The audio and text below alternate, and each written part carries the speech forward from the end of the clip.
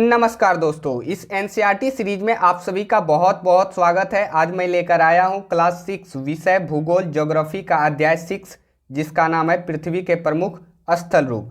तो इस वीडियो में इस चैप्टर के किन किन टॉपिक्स को डिस्कस करने वाले हैं, तो सबसे पहले उसको देख लेते हैं। तो विषय यानी कि टॉपिक्स, तो सबसे पहला टॉपिक्स हमारा रहेगा परिचय यानी कि इंट्रोडक्शन, और दूसरा टॉपिक्स हमारा रहेगा प्रमुख स्थल रूप, और इसके अंदर हम लोग पर्वत, पठार, मैदान, इन सबों के बारे में थोड़े विस्तार से पढ़ेंगे। तो चलिए फिर शुरू करते हैं। तो सबसे पहला टॉपिक हमारा है परिचय यानी कि इंट्रोडक्शन। तो सबसे पहले हम लोग इंट्रोडक्शन को देखेंगे। तो जैसा कि आप लोग जान रहे हैं कि इस चैप्टर का नाम है पृथ्वी के प्रमुख स्थल रूप। तो सबसे पहले हम लोग ये पृथ्वी के स्थल रूप ये क्या होते हैं इसके बारे में समझेंगे। आप लोग अपने पृथ्वी यानी कि जहाँ आप रहते हैं, जिस पृथ्वी पे आप लोग रहते हैं, यदि आप अपने आसपास ध्यान दें तो आप पाएंगे कि पृथ्वी की सतह जो है वो एक समान नहीं है, और एक समान नहीं होने के कारण पृथ्वी पे आप अनगिनत कई जो है आकृतियां अलग अलग तरह के आप देखते भी होंगे। तो वही मैंने यहाँ लिखा है कि पृथ्वी की सतह सभी जगह एक समान नहीं है, इसलिए पृथ्वी पर कई प्रकार के अनगिनत स्थल रूप हैं, जैसे कि पर्वत, पठार, झील, नदी, पहाड़ी, मैदान। ये सारे जो हैं ये पृथ्वी के क्या कहलाते हैं?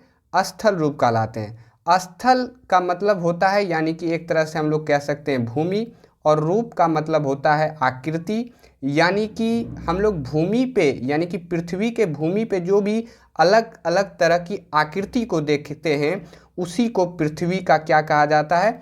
स्थल रूप कहा जाता है। जैसे कि आप इस चित्र के माध्यम से थोड़ा समझ सकते हैं कि यहाँ कुछ पृथ्वी के स्थल रूप के बारे में यहाँ दिखाया गया है। जैसे कि आप मैदान देख सकते हैं, पठार, पर्वत, पहाड़ी, झील, ये सारे पृथ्वी के क्या हैं? स्थल रूप हैं, और ये आपको अलग अलग तरह के दिखाई देंगे। तो बेसिकली इस चैप्टर में हम लोग पृथ्वी के प्रमुख स्थल रूप पे जो है हमारा फोकस रहेगा, और इसी के बारे में हम थोड़े विस्तार से इस चैप्टर में पढ़ने वाले हैं। तो जैसा कि पिछले पेज पे हम लोगों ने जाना कि पृथ्वी पे अनगिनत स्थल रूप जो हैं पाए जाते हैं, तो इस पेज पे हम लोग ये जानेंगे कि आखिर ये स्थल रूप जो हैं वो बनते कैसे हैं। तो ये स्थल रूप दो प्रक्रियाओं के कारण बनते हैं। पहला जो प्रक्रिया है वो होता है आंतरिक प्रक्रिया, और दूसरा जो होता है वो बाह्य प्रक्रिया। यानी कि पृथ्वी पे आप जितने भी स्थल रूप देखते हैं उसके लिए दो कारक जो हैं वो जिम्मेदार हैं, पहला आंतरिक और दूसरा बाह्य। तो सबसे पहले हम लोग आंतरिक जानेंगे। तो जैसा कि आप लोग जानते होंगे कि हमारी पृथ्वी के अंदर बहुत सी प्लेटें हैं, और उस प्लेट की आपस में जो है एक दूसरे से गति या एक तरह से कह सकते हैं टकराहट जो है वो होते रहती है, जिसके कारण पृथ्वी का कोई सतह जो है, सतह का उत्थान यानी कि कोई सतह ऊपर उठ जाता है तो कोई सतह जो है वो धंस जाती है, जिसके कारण अलग अलग स्थल रूपों का निर्माण होता है पृथ्वी के ऊपर। तो ये पृथ्वी के अंदर जो है वो घटित होता है, तो इसीलिए इसको हम लोग क्या कहते हैं? आंतरिक प्रक्रिया कहते हैं। अब दूसरा जो है वो है बाह्य प्रक्रिया, यानी कि बाहरी कारक जो है वो जिम्मेदार होगा इसमें, तो इसलिए हम लोग इसे क्या कहते हैं? बाह्य प्रक्रिया कहते हैं। इसमें दो महत्वपूर्ण चीज़ें होती है, एक होता है अपर्दन और एक होता है निक्षेपण। तो सबसे पहले देखते हैं कि ये अपर्दन क्या होता है। तो पृथ्वी की सतह के टूटकर घिस जाने की प्रक्रिया अपर्दन कहलाती है, और जिस प्रक्रिया द्वारा किसी नए स्थल रूप का फिर से निर्माण होता है उसे हम लोग क्या कहते हैं? निक्षेपण कहते हैं। यानी कि अपर्दन और निक्षेपण ये हमारी पृथ्वी के ऊपर जो है ये प्रक्रियाएं जो है वो देखने को मिलती है, इसीलिए इसको हम लोग क्या कहते हैं? बाह्य प्रक्रिया कहते हैं, और ये भी पृथ्वी के नए स्थल रूपों के निर्माण में सहायक होता है। तो अपर्दन एवं निक्षेपण ये एक बाह्य प्रक्रिया है, इसके कारण भी पृथ्वी की सतह लगातार बनती एवं टूटती है, और इससे भी अलग अलग स्थल रूपों का निर्माण जो है वो होता है। शायद आप समझ गए होंगे। तो अब हमारा है प्रमुख स्थल रूप। तो इस टॉपिक के अंदर हम लोग पृथ्वी के प्रमुख स्थल रूप के बारे में पढ़ेंगे।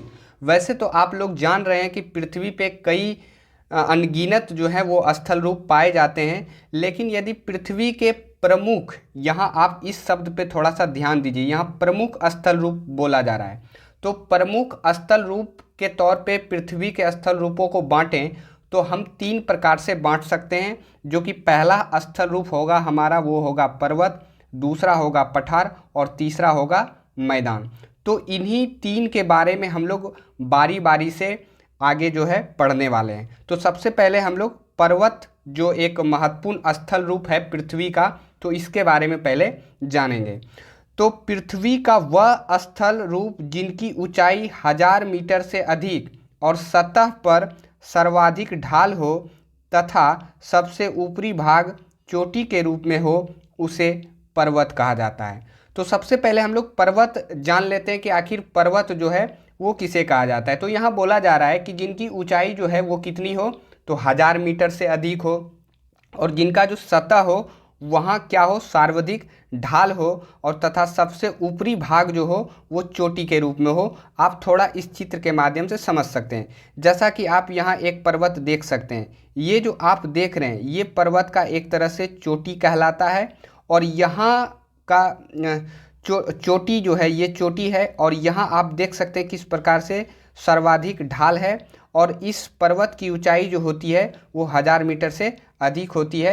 इसे ही हम लोग पर्वत कह सकते हैं। यानी कि एक तरह से कह सकते हैं कि पर्वत का शिखर जो होता है वो छोटा होता है, और ये जो आधार आप देख रहे हैं ये क्या होता है, चौड़ा होता है। तो इसी को हम लोग क्या कहते हैं, पर्वत कहते हैं। अब पर्वत से रिलेटेड कुछ जो कीवर्ड्स हैं जो बच्चों को एनसीईआरटी पढ़ने में दिक्कतें आती हैं, तो थोड़ा सा उसको समझ लेते हैं। तो पहला जो वो है पर्वत श्रृंखला, और दूसरा हिम नदी या हिमानी। तो ये पर्वत श्रृंखला क्या है, तो सबसे पहले इसको समझते हैं। तो पर्वत एक रेखा के क्रम में भी व्यवस्थित हो सकते हैं, जिसे ही हम लोग क्या कहते हैं, पर्वत श्रृंखला कहते हैं। यानी कि इस प्रकार से पर्वतें जो है एक तरह से आपको रेखा के रूप में भी दिखाई दे सकती है, और इस तरह के कर्म वाइज रेखा को ही हम लोग क्या कहते हैं, पर्वत का श्रृंखला कहते हैं। यानी कि एक के बाद एक पर्वत, एक के बाद एक पर्वत। और हिम नदी या हिमानी, आप पाएंगे कि बहुत सारे पर्वत पे हमेशा जो है एक तरह से बर्फ़ जो है वो जमी रहती है, और इसी बर्फ़ के जमे होने के कारण उसे हम लोग बर्फ़ की नदियाँ या हिम नदी या हिमानी कहते हैं। शायद आप इस दोनों कीवर्ड को आप समझ गए होंगे। अब हम पर्वत के प्रकार के बारे में पढ़ेंगे। तो मैं आप लोगों को बता दूं कि पर्वत को ऊंचाई एवं आकार के आधार पर पर्वत 4 प्रकार के होते हैं, लेकिन आपकी एनसीईआरटी में जो है पर्वत के 3 प्रकार के बारे में ही बताया गया है, लेकिन मैंने यहाँ चारों प्रकार के बारे में जो है नोट किया हुआ है। तो सबसे पहला जो पर्वत होता है वो वलित पर्वत होता है, जिसे मोरदार पर्वत भी कहा जाता है। दूसरा पर्वत होता है भ्रंशोत्थ पर्वत, और तीसरा होता है ज्वालामुखी पर्वत, और चौथा होता है अवशिष्ट पर्वत। अब अगले पेज पे इन्हीं पर्वतों के बारे में हम लोग एक एक करके जानेंगे। तो सबसे पहला पर्वत है हमारा वो है वलित पर्वत। तो ये वलित पर्वत क्या होता है, तो जिन पर्वतों की सतह ऊबड़ खाबड़ तथा शिखर जो है वो शंक्वाकार हो, उसे वलित पर्वत कहा जाता है। आप इस पे थोड़ा सा ध्यान दीजिए कि जिन पर्वतों की सतह, यानी कि ये जो आप पर्वत देख रहे हैं, ये जो सतह है पर्वत का ये क्या होगा, ऊबड़ खाबड़ होगा, यानी कि कहीं गड्ढा होगा तो कहीं ऊंचा होगा। और ये जो शिखर आप देख रहे हैं ये शिखर कैसा होगा, शंक्वाकार होना चाहिए। तो हम कौन सा पर्वत उसे कहेंगे, तो वलित पर्वत कहेंगे। यदि एग्जाम्पल के तौर पे देखा जाए तो एशिया के हिमालय, यूरोप का आल्प्स, उत्तरी अमेरिका के रॉकी, दक्षिण अमेरिका के एंडीज, ये सारे पर्वत जो हैं वो वलित पर्वत के उदाहरण हैं, क्योंकि इन सारे पर्वतों की सतह जो होगी वो ऊबड़ खाबड़ होगी, और शिखर जो होगा वो कैसा होगा, तो शंक्वाकार होगा। जैसा कि आप यहाँ चित्र के माध्यम से देख सकते हैं, ये हिमालय पर्वत है, और हिमालय पर्वत एक तरह का वलित पर्वत है। आप देख सकते हैं इसका सतह जो है वो ऊबड़ खाबड़ होता है, और ये शिखर जो है वो कैसा होता है, शंक्वाकार होता है। अब नोट में मैंने यहाँ बताया है कि भारत की आरावली पर्वत श्रृंखला विश्व की सबसे पुरानी वलित पर्वत श्रृंखला है। तो ये जो आरावली पर्वत है ये भारत के राजस्थान राज्य में है। ये पुरानी, एक तो ये वलित पर्वत है और ये सबसे पुरानी पर्वत श्रृंखला है, ये आपको ध्यान में रखना है। ये यहाँ से जो है क्वेश्चन जो है एग्जाम। अब अगला पर्वत हमारा है भ्रंशोत्त पर्वत। तो ये क्या होता है, तो खिंचाव के कारण धरातलीय भागों में दरारें या भ्रंश पड़ जाते हैं, जिससे धरातल का कुछ भाग नीचे धंस जाता है। इस प्रकार दरारों के समीप ऊंचे उठे भाग को भ्रंशोत्त पर्वत कहा जाता है। तो ये क्या कह रहा है भ्रंशोत्त पर्वत के बारे में, इसको आप इस चित्र के माध्यम से समझ सकते हैं। यहाँ आप देख सकते हैं, ये जो पूरा आप देख रहे हैं ये कोई धरातलीय भाग है। इसमें देख सकते हैं आप किस तरह से दरारें पड़ गई है, और दरारें या भ्रंश, इसे भ्रंश भी कहा जाता है, इसके पड़ने के कारण ये जो धरातल का भाग है ये देख सकते हैं आप, या एक भाग जो है ये उठ गया है और एक भाग यहाँ आप देख सकते हैं ये धंस गया है। और इसी एक भाग के उठने एवं धंसने के कारण जिस पर्वत का निर्माण होता है उसे हम लोग क्या कहते हैं, भ्रंशोत्त पर्वत कहते हैं। यानी कि ये जो धंसा हुआ भाग है, ये जो धंसा हुआ भाग है, यहाँ जो आप ये उठा हुआ भाग इसके समीप देख रहे हैं, यही पर्वतों का निर्माण होता है। और ऐसे जो पर्वत बनते हैं उसे हम लोग कौन सा पर्वत कहते हैं, तो भ्रंशोत्त पर्वत कहते हैं। आपको इसमें दो चीज़ें और ध्यान में रखनी है कि ये जो धंसा हुआ भाग है इसे द्रोणिक भ्रंश या ग्राबेन भी कहा जाता है, और ये जो ऊपर उठा हुआ भाग होता है उसे उत्खंड भ्रंश या हास्ट भी कहा जाता है। तो ये दोनों चीज़ें आपको ध्यान में रखनी है। अब एग्जाम्पल के तौर पे देखें तो भारत का नीलगिरी एवं सतपुड़ा, फ्रांस का वासजेस पर्वत और पाकिस्तान का साल्ट रेंज पर्वत, ये सभी पर्वत जो हैं वो भ्रंशोत्त पर्वत के उदाहरण हैं। आपको ध्यान में रखना है, आपके एग्जाम में ऐसे क्वेश्चन पूछा जाएगा कि फ्रांस का वासजेस पर्वत किस पर्वत का उदाहरण है, तो वो भ्रंशोत्त पर्वत का उदाहरण है। शायद आप समझ गए होंगे। अब अगला पर्वत हमारा है ज्वालामुखी पर्वत। तो ज्वालामुखी क्रियाओं के कारण बने पर्वत को ज्वालामुखी पर्वत कहते हैं। तो यहाँ आप देख सकते हैं इस प्रकार से ज्वालामुखी पर्वतों का निर्माण होता है। यहाँ आप चित्र के माध्यम से थोड़ा देख सकते हैं। तो उदाहरण एग्जाम्पल के तौर पे देखें तो अफ्रीका का माउंट किलिमंजारो तथा जापान का फ्यूजियामा, ये दोनों जो हैं वो ज्वालामुखी पर्वत के उदाहरण हैं। ये भी बातें आपको ध्यान में रखनी है। अब मैंने नोट में दो इम्पोर्टेंट पॉइंट जो है वो नोट डाउन किया है, तो थोड़ा सा इसको देख लेते हैं कि भारत में बैरन द्वीप, ये हमारा अंडमान निकोबार द्वीप समूह का एक हिस्सा है बैरन द्वीप, और नरकोंडम द्वीप ये भी अंडमान और निकोबार द्वीप समूह का एक हिस्सा है। यहाँ ज्वालामुखी पर्वत है। तो भारत में आपसे पूछा जाएगा कि कहाँ ज्वालामुखी पर्वत है, तो बैरन द्वीप और नरकोंडम द्वीप पर ज्वालामुखी पर्वत है। अब नोट में एक और है कि विश्व का सबसे ऊंचा ज्वालामुखी पर्वत चिली का एकांगुआ है। यानी कि चिली एक देश है, यहाँ एक ज्वालामुखी पर्वत है जिसका नाम है एकांगुआ, और ये विश्व का सबसे ऊंचा ज्वालामुखी पर्वत है। ये बातें आपको ध्यान में रखनी है, यहाँ से क्वेश्चन जो है एग्जामों में पूछा जाता है। तो शायद आप इस चीज़ को भी तो अब हमारा अगला स्थल रूप है पठार। तो ये पठार क्या होता है, तो पृथ्वी की सतह से थोड़ी उठी हुई एवं सपाट भूमि को पठार कहते हैं। यानी कि आप पृथ्वी से यदि देखें तो इस तरह का कुछ उठा हुआ भाग होता है, ये हाइट में थोड़ा कम होता है और ये सपाट होता है। यानी कि इस तरह से आप प्लेन देख सकते हैं, इस तरह से प्लेन होता है, और इसी स्थल रूप को हम लोग क्या कहते हैं, पठार के नाम से जानते हैं। अब कुछ पठार के एग्जाम्पल देख लेते हैं, जैसे कि छोटा नागपुर का पठार, दक्कन का पठार, तिब्बत का पठार, ये सारे क्या हैं, पठार हैं। मैं आप लोगों को थोड़ा इन तीनों के बारे में लोकेशन बता दूं कि यहाँ आप देख सकते हैं ये भारत का दक्षिणी भाग है, और यहाँ आप देख सकते हैं ये कुछ इतने बड़े एरिए में ये आपका दक्कन का पठार मिलेगा। और यहाँ आप देख सकते हैं ये भारत में ही है एक और पठार जिसका नाम है छोटा नागपुर का पठार, और एक भारत से बाहर यानी कि एक तरह से चीन में ये पड़ता है और ये कहलाता है तिब्बत का पठार। मैं आपकी जानकारी के लिए मैं बता दूं कि सबसे ऊंचा यानी कि सबसे विश्व का सबसे ऊंचा जो पठार है वो यही तिब्बत का पठार है।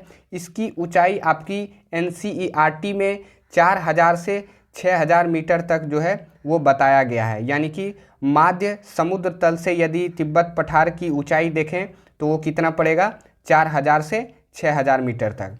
देखिए माध्य समुद्र तल इसीलिए NCERT में आपका बोला गया है क्योंकि किसी भी पृथ्वी के स्थल से जो ऊंचाई को मापते हैं हम लोग बेस जो मानते हैं वो समुद्र तल को ही मानते हैं, क्योंकि समुद्री तल जो होता है वो सभी जगह समान होता है, इसलिए समुद्री तल को बेस मानकर हम लोग किसी भी ऊंचाई को जो है वो मापते हैं।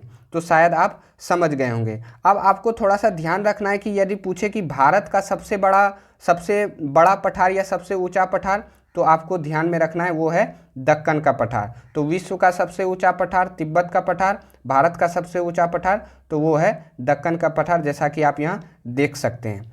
अब अगला हमारा है कि पठारों की ऊंचाई प्रायः 100 मीटर से लेकर 1000 मीटर तक हो सकती है। यानी कि यहाँ कहा जा रहा है कि पठारों की जो वो ऊंचाई होती है वो 100 मीटर से लेकर 1000 मीटर तक हो सकती है। अब देखिए, पठार जो होता है वो बहुत उपयोगी होते हैं। ऐसा इसलिए क्योंकि पठार में खनिज की प्रचुरता होती है, यानी कि खनिज जो है वो सबसे अधिक जो पाया जाता है वो पठार के अंदर ही पाया जाता है। जैसे कोयला, लोहा, मैग्नीज, ये सारे खनिज जो हैं वो पठार के अंदर ही पाए जाते हैं। जैसे उदाहरण के तौर पे और हम लोग देखें तो अफ्रीका महाद्वीप में एक देश है जिसका नाम है दक्षिण अफ्रीका, और यहाँ का सबसे बड़ा एक शहर है जिसका नाम है जोहान्सबर्ग, और यहाँ की पठारों में सोना एवं हीरे के लिए ये प्रसिद्ध है। यानी कि यहाँ के पठारों में प्रचुर मात्रा में आपका सोना और हीरे जो है वो उपलब्ध है, और इसे खनन करके यानी कि खोद करके इसे निकाला जाता है, इसके लिए ये प्रसिद्ध है, ये आपको ध्यान में रखना है। वैसे भारत की यदि बात की जाए तो भारत में छोटा नागपुर का पठार लोहा, कोयला तथा मैग्नीज के लिए प्रसिद्ध है। यानी कि छोटा नागपुर का जो पठार है यहाँ लोहा, कोयला और मैग्नीज ये तीनों जो खनिज हैं यहाँ इसका प्रचुर मात्रा में एक तरह से भंडार है, तो ये आपको ध्यान में रखना है। अब पठार के कुछ पॉइंट जो है वो बच गए हैं जिसको मैं अगले पेज पे बताऊंगा। अब देखिए, भारत के कई पठारों पर जलप्रपात पाए जाते हैं। तो सबसे पहले आप जलप्रपात को समझ लेते हैं कि ये जलप्रपात क्या होता है। तो ये सिंपल है कि पठारों से गिरने वाली नदियों को हम लोग कहते हैं जलप्रपात कहते हैं। जैसे ये आप पठार देख सके हैं और यहाँ से कोई नदी जो है वो गिर रही है, और इस तरह का जो स्ट्रक्चर बनता है इसी को हम लोग क्या बोलते हैं, जलप्रपात बोलते हैं। जैसे छोटा नागपुर पठार पर स्वर्णरेखा नदी पर स्थित हुंडरू जलप्रपात है। यानी कि छोटा नागपुर का जो हमारा पठार है उससे ऊपर से एक स्वर्णरेखा नदी जो है वो गिरती है, और उससे जो जलप्रपात का निर्माण होता है उसे हम लोग बोलते हैं हुंडरू जलप्रपात। तो ये आपको ध्यान में रखना है कि हुंडरू जलप्रपात किस नदी पर है, तो स्वर्णरेखा नदी पर है। अब अगला है कर्नाटक में शरावती नदी पर जोग, जिसे जोर सप्पा जलप्रपात भी कहा जाता है, स्थित है। यानी कि कर्नाटक में शरावती नदी पर एक जलप्रपात का निर्माण होता है जिसे हम लोग जोग या जेरसप्पा जलप्रपात के नाम से जानते हैं। मैं आप लोगों को बता दूं कि वर्तमान में इस जलप्रपात का नाम बदलकर महात्मा गांधी जलप्रपात रखा गया है, तो ये आपको ध्यान में रखना है आपको। अब हमारा अगला महत्वपूर्ण स्थल रूप है मैदान। तो ये मैदान क्या होता है, तो सबसे पहले उसको समझ लेते हैं। तो समतल भूमि के बहुत बड़े भाग को हम लोग क्या कहते हैं, मैदान कहते हैं। जैसा कि आप यहाँ चित्र के माध्यम से देख सकते हैं, यहाँ आप देख सकते हैं ये एक तरह से समतल भूमि है, और इसी को हम लोग क्या कहते हैं, मैदान कहते हैं। और ये जो मैदानी इलाका होता है ये खेती की दृष्टिकोण से यानी कि कृषि की दृष्टिकोण से महत्वपूर्ण होता है। कि मैदान जो होता है उसका निर्माण कैसे होता है, तो मैं आप लोगों को बता दूं कि नदियाँ जब पर्वतों के ढालों से जब नीचे की ओर बहती है तो वे पर्वतों को अपर्दित कर देती है, जिससे वे अपने साथ अपर्दित पदार्थों जैसे पत्थर, बालू तथा सिल्ट अपने साथ ढोती है तथा वे घाटियों में निक्षेपित कर देती है, जिससे मैदान का निर्माण होता है। यानी कि मैंने आपको बताया कि मैदानी भागों का निर्माण जो होता है वो नदियों के द्वारा होता है। तो नदियाँ, ज़्यादातर नदियाँ जो है वो पर्वतों से जो है एक तरह से निकलती है, और पर्वतों से निकलने के क्रम में वो पर्वतों को क्या करती है, अपर्दित कर देती है। यानी कि पर्वतों का एक तरह से काट छांट करता है, जिससे वे अपने साथ जो है वो काटे छांटे हुए यानी कि एक तरह से अवशेष कह सकते हैं, अवशेषों को अपने साथ वो लगातार जो है एक तरह से ढोते रहती है, और जगह जगह पे वो उसे निक्षेपित करती है यानी कि छोड़ते जाती है, जिसके कारण एक बहुत बड़े लंबे एक तरह से समतल भाग का निर्माण होता है, जिसे हम लोग मैदान कहते हैं। यदि आपसे एग्जाम में पूछा जाए कि मैदानी भाग का निर्माण जो है वो कैसे होता है नदियों के द्वारा, तो आप इस डिफिनेशन को लिख सकते हैं। जैसे एग्जाम्पल के तौर पे समझे तो एशिया में स्थित भारत के गंगा एवं ब्रह्मपुत्र का मैदान तथा चीन में यांगत्से नदी का मैदान प्रमुख उदाहरण है। थोड़ा सा आपको मैं यहाँ थोड़ा सा दिखा दूँ। यहाँ ये आपका भारत है और यहाँ एक बहुत बड़ा पर्वत है जिसका नाम है हिमालय पर्वत, और यहीं से एक नदी निकलती है जिसको हम लोग बोलते हैं इधर से ब्रह्मपुत्रा नदी, और यहाँ से एक नदी निकलती है जिसको हम लोग बोलते हैं गंगा नदी। और इन दोनों नदियों के द्वारा एशिया महाद्वीप में एक बड़े मैदान का जो है वो निर्माण किया जाता है, और उस मैदानी भाग को हम लोग गंगा एवं ब्रह्मपुत्र का मैदान कहते हैं। शायद आप समझ गए होंगे। तो ये हमारा छोटा सा प्रयास आप लोगों को कैसा लगा, आप हमें कमेंट करके ज़रूर बताएं। इसका पीडीएफ जो है हमारे टेलीग्राम चैनल पे मिलेगा, उसका लिंक जो है वो डिस्क्रिप्शन में दिया गया है। धन्यवाद।